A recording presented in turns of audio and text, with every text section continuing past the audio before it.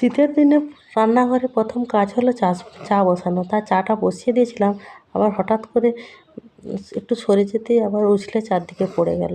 গ্যাসটা ওভেনটা খারাপ হয়ে গেল। যাই হোক, রাত্রেবেলা পরিষ্কার করে শুয়েছিলাম, তার মধ্যে আবার নোংরা হয়ে গেলে এর মধ্যে পরিষ্কার করে নিতে হবে, নাহলে বেশিক্ষণ হলে আবার ও চায়ের যে জাম, বিশেষ করে দুধ চায়ের রচা তার উঠলই না। সে কারণে একটু আবার কালকে ব্রেড এনেছিল, এগুলো একটা একটা স্লাইসগুলো নয়, ওই লম্বা যে ব্রেডগুলো হয় সেগুলোই। ওটাকে 3টে পিস করে আমি একটু বাটার দিয়ে সেঁকে, হালকা করে সেঁকে, বেশি সেঁকলে আমার মেয়ে আবার পছন্দ করে না, সেই জন্য হালকা করে সেঁকে আর আমার মেয়ের সঙ্গে দুধ চায়ের সঙ্গে দিয়ে দিলাম। দিয়ে আর তার ফাঁকে এখনও এটা ঘুগনি চাপানো হয়েছে কুকারে। ঘুগনিটা হয়ে গেলে সবাইকে দিয়ে দেবো। মুড়ির সঙ্গে ঘুগনি, পেঁয়াজি নাহলে বেগুনি, যে কোনো একটা না একটা হয়েই থাকে আমার বাড়িতে। তাই আজকে ঘুগনিটা চাপিয়ে দিয়েছি, দিয়ে আর এখানে কিছু আনাজপত্র কেটে নিচ্ছি।